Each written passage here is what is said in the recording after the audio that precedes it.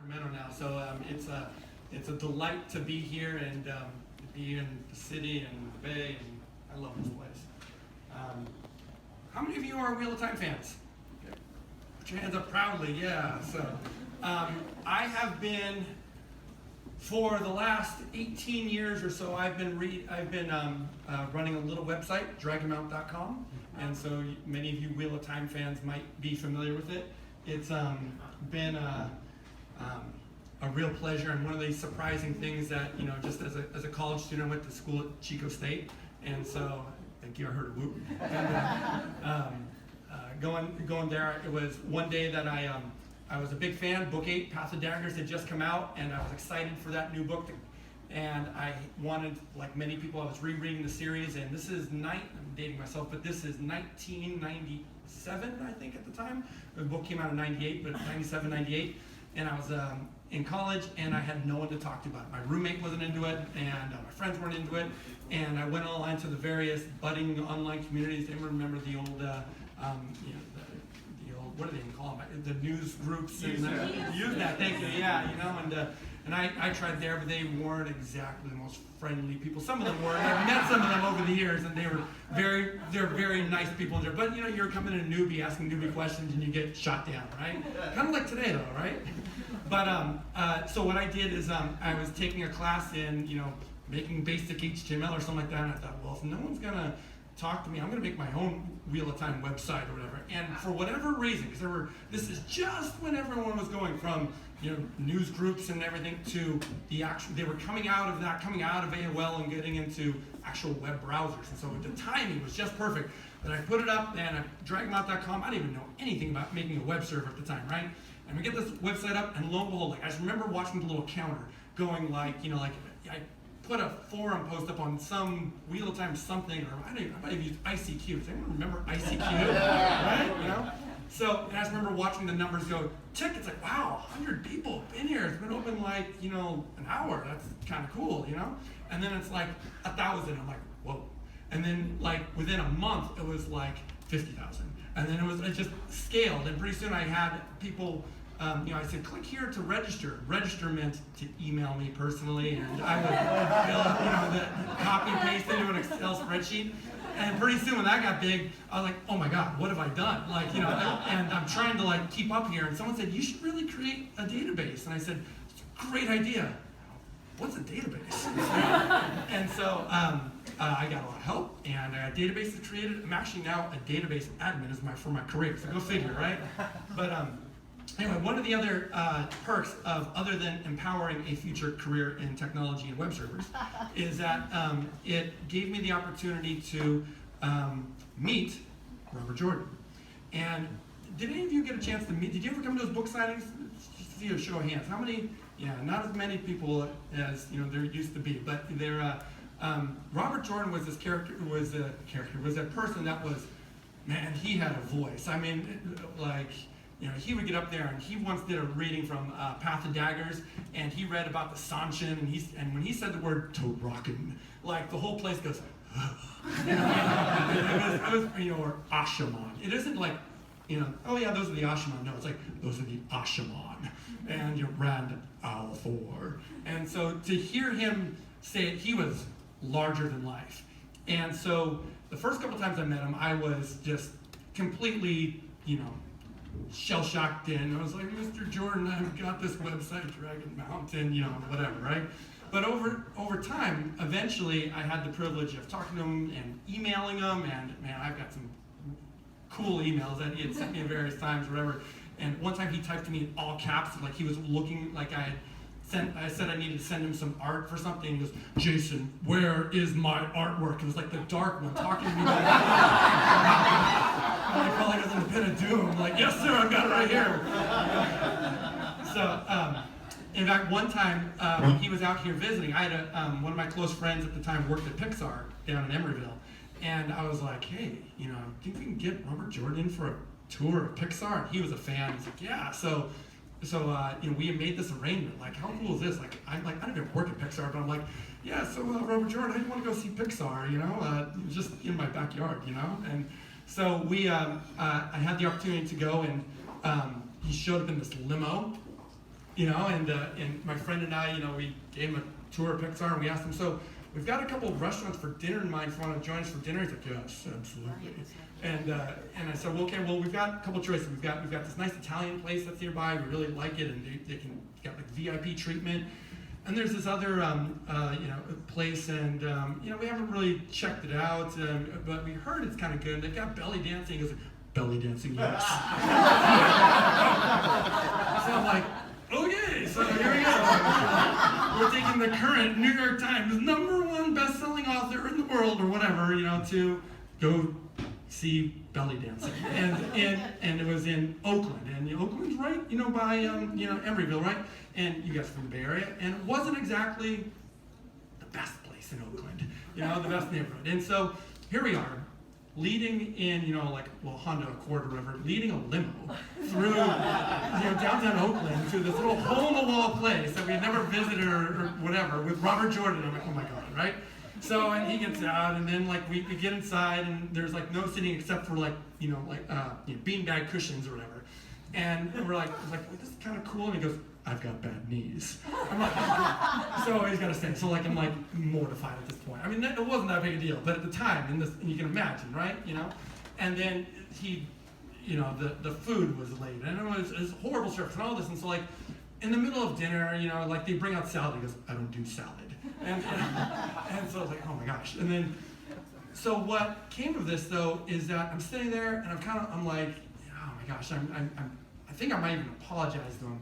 And he said, and then he kind of, maybe it's because of the drinks, and he kind of loosened up, and we started talking more, and he started talking about his process in creating characters, and he said that he likes to people watch. He likes to watch, observe, and then what he does is he takes the spirit of someone that he's observing, and he brings them in, he said, to his world, and then he becomes the god of that world, and they have come from being a person to being a character, and then he brings them to life again.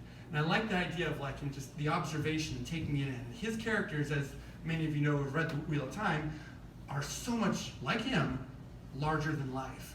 And I remember that was one of the early seeds of, I had at the time, had been a filmmaker for a bit, I had dabbled in writing, but I knew that Brandon talked a lot about, art leading toward other art and creating other art. And there's no doubt about it, especially not just through Dragonmouth, but that how Robert Jordan has inspired. And I think that I wrote an epic fantasy that has not yet been published, but I had to shove that aside, and I wanted to take on something that would really encapsulate a lot of the ideas and a lot of the that Robert Jordan, the themes that he had, and that really resonated with me, things that really lit me up when I read his books. And instead of trying to mimic his style, as I tried to do back when I was a very young writer, trying to mimic his style, I figured I'm going to do my own style. And as a filmmaker, that's tighter, more streamlined, more direct, but still try to understand, seeing people I know and observing, making it my own, and giving birth to it in a new way. And it's my great hope that I can create characters that resonate with people like his resonated with me and with many of you. So what I'm going to do here is, what I've got for you is a chapter that is actually the prologue to my first book, Mystic, which is out and available. This is a prologue that was cut. Because the Mystic Trilogy is a series that the whole is greater than the sum of its parts. Individually, and I can't really explain why because it's spoilery, but ultimately each book stands on its own in its own way, but collectively they form a whole that I think is pretty amazing. And this prologue is really the prologue to the whole series. And at the time, my editor argued that maybe because it didn't really resonate as much with the first book, it had part later on. It might be something that we might, when we go back and do an omnibus edition, or if we ever put out a box set, then I might go back and reinsert it. But for right now, it's an exclusive that you guys can get. And if you've been here before and seen me, heard the talk, you've probably heard it, but I'm going to give it to you again anyway. So this is my prologue. I'm going to read it here get you so we can get back to Brandon stuff. This is called The Nameless Saint. After 1,000 agonizing steps up the mountain, Bridget came at last to the cave where the reclusive saint dwelt. The mountain was her last hope. All other options were exhausted, all other trails long since cold. Her well-worn boots crunched atop sandy stone just outside the entrance. A heavy wind raced across the summit, catching her cloak and fiery hair. From this height, she could look down onto the fog-drenched draped forest, to the twinkling ocean beyond. She allowed herself a moment to savor the fresh air. So peaceful, yet she had no time to linger. A clawed hand grasped Bridget's shoulder. She turned to Zion, the leader of the Laghart warriors. He had drawn his bronze sword. Behind him, the other 4 Lagharts peered at their evergreen surroundings, swishing their tails and tasting the air with their lizard-like tongues. Zion signed a question. "Now," she said, "I must go alone. Wait here." Zion's slitted eyes narrowed, but he nodded. The Lagharts could speak, but their strange anatomy made it difficult for them to form the language of her people. If she had people anymore. The years and the journey had changed her forever. Quiet Bridget, the peaceful woman from a river valley located halfway across the world, had long ago given way to Bridget the Red. Red for her hair, they said, yet Bridget knew that blood was the truer inspiration. It was a price she would gladly pay 100 times if it ensured she reached Janet. Bridget peered into the cave. She fingered an arrow that rested in the hide quiver at her hip before deciding against it. One did not walk into the dwelling of a saint with an arrow knocked. She kept dauntless, her bow, in her hand though, just in case. Her only other weapon, a small belt knife, rested in a sheath opposite her arrows. With a nod to Zion, she squeezed through the cracked entrance, trying not to cut herself on the sharp rocks. She slid along the long, cramped tunnel that was wider than her arms outstretched. It eventually widened into a large chamber filled with darkness. Bridget suppressed her fear. She couldn't stop now, even if this place made her feel like she'd just been swallowed into a stomach of shadows. A warm gust of wind brushed past her, coming from within the cave. It carried the stained scent of ash. "Beloved saint," Bridget called in the darkness, "I am Bridget the Red, daughter of none but the woods." She decided to risk a little light. She reached into her pack and pulled the fire branch she had taken from the coronach's nest. It was as long as her arm and bent in 2 places. She shook it and it flared to life with a cold, flickering blue light. The unexpected brightness surprised her. The branch was said to be of the mist, and the mist was said to be strong here in the mountain. Bridget's skin pebbled. She lifted the branch high and waited for her eyes to adjust to the light. The walls glowed dimly. A silver algae grew upon them, partially covering runes and primitive drawings.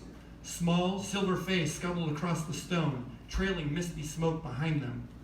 In the farthest corner of the cave, she made out a small alcove. Bridget approached, her boots echoing across the cave floor. The fire branch's light cast blue shadows everywhere.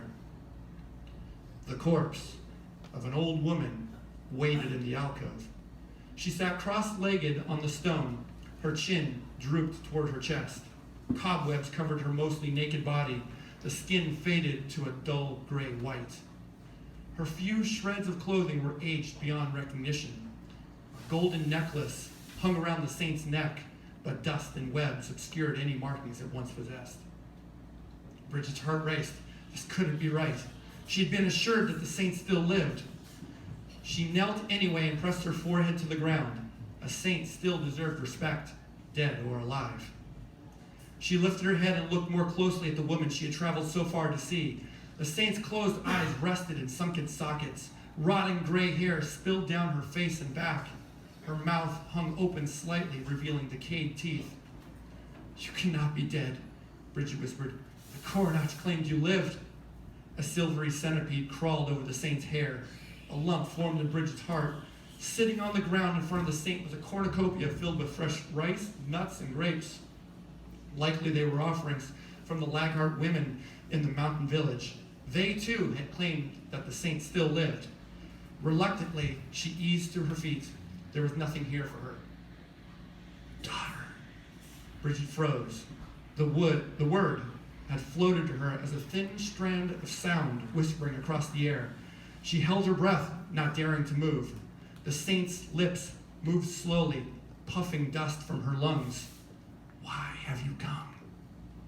Hope, like the glorious dawn, filled Bridget's heart. The woman was alive. The saint's head shifted to face Bridget. A tendril of silver smoke lifted from the center of the saint's forehead. Like a trickle of dust, it vanished, revealing a thin line that slowly opened to form the shape of an eye. The eye was entirely silver, like a tattoo upon the saint's dull skin. It blinked once, slowly, and focused on Bridget, studying her. Bridget fell to one knee. Beloved saint, I pray for your help. You endanger us, the saint whispered. Bridget licked her lips. I've come for my son, she said. Janet, he was taken from me by the Fae. He lies beyond the veil. Bridget tightened her fist. Please, tell me how to go there. I will find him, even if I must go to the heart of Faerun itself. He has been claimed, said the saint in her rasping voice. A low rumble filled the cave. Streams of dirt and stone trickled from the shadows above, but Bridget ignored them. I am his mother. I have the only claim to him. What do you offer? Said the saint. For the path to my son? Anything. She set her flawless bow on the ground between them. I would offer Dauntless, won in a contest against Lorgez the All-Seeing. I would offer my cloak, woven from the spring grass by the Licklesslings and given to me in thanks. And I give you the fire branch, bestowed upon me by the Cornach, who sent me to you. Trinkets will not carry you to the Silver Realm, daughter. The cave shook again, and this time Bridget had to steady herself. She looked around, wondering if she was truly in danger. She grit her teeth.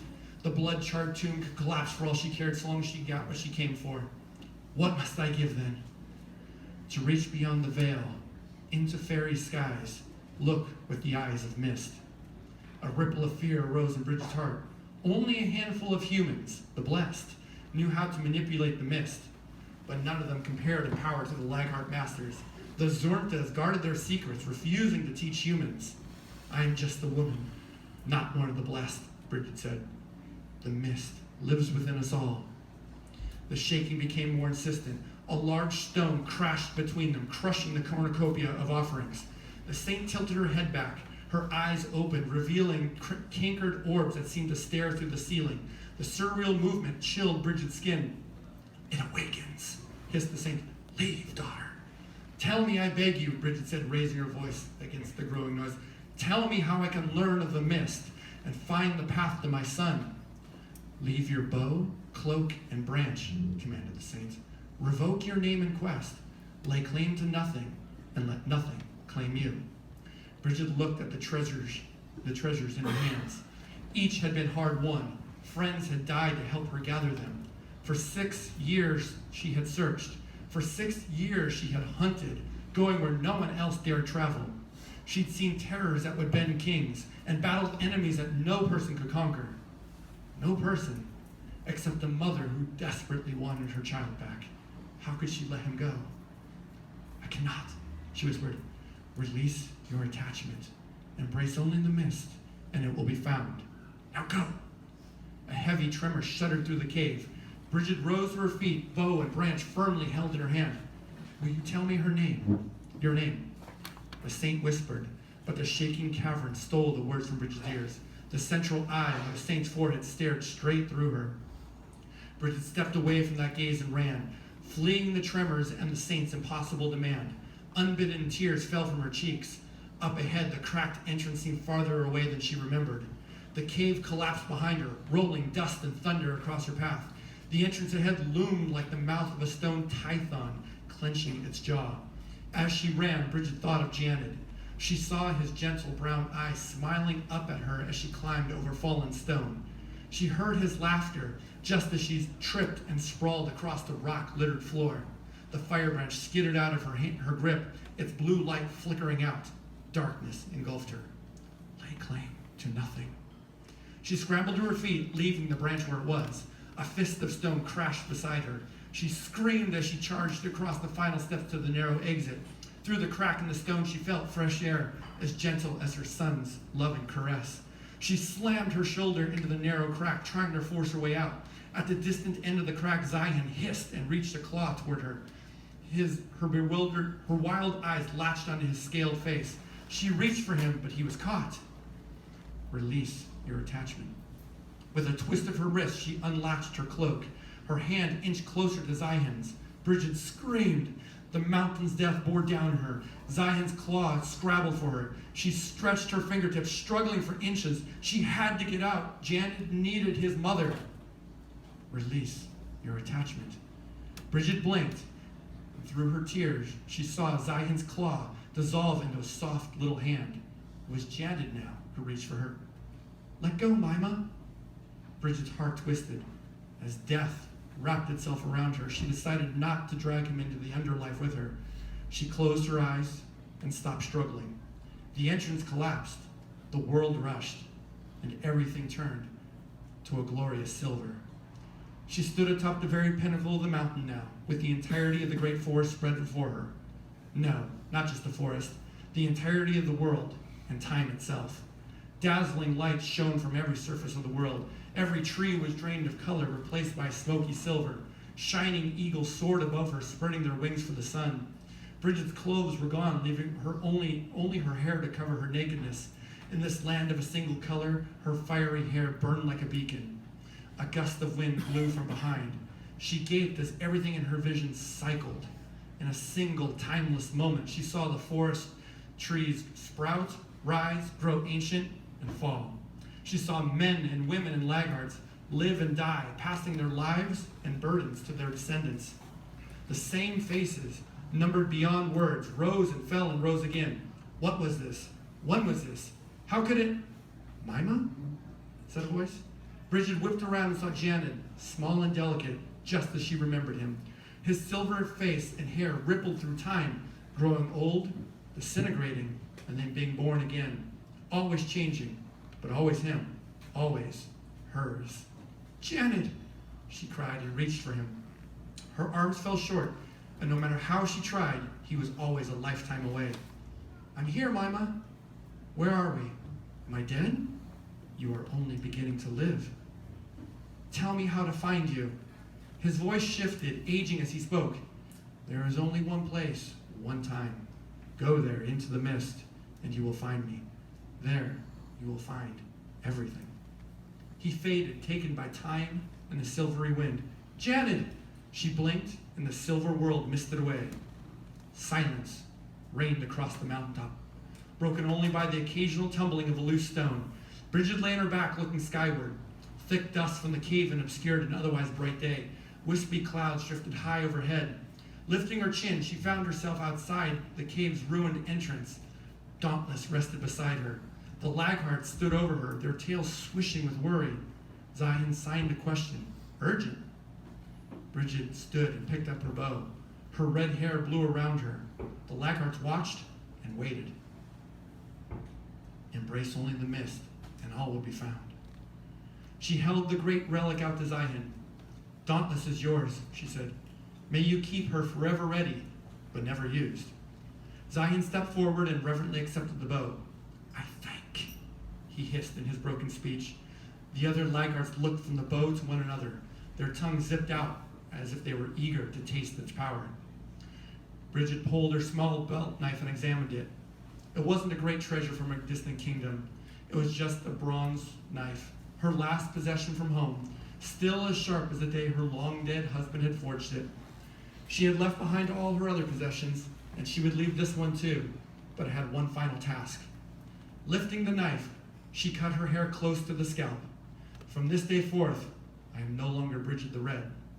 I claim nothing, and shall forever be unclaimed. The long tresses of her hair fell away. Go there, into the mist, and you will find me. Bridget breathed deeply, feeling the wind blow fresh against the naked skin of her neck. There was one place left to explore. She would not travel to more distant lands. She would not search atop more mountains. Instead, she would go within herself. I will learn of the mist, she said. I will become a mystic.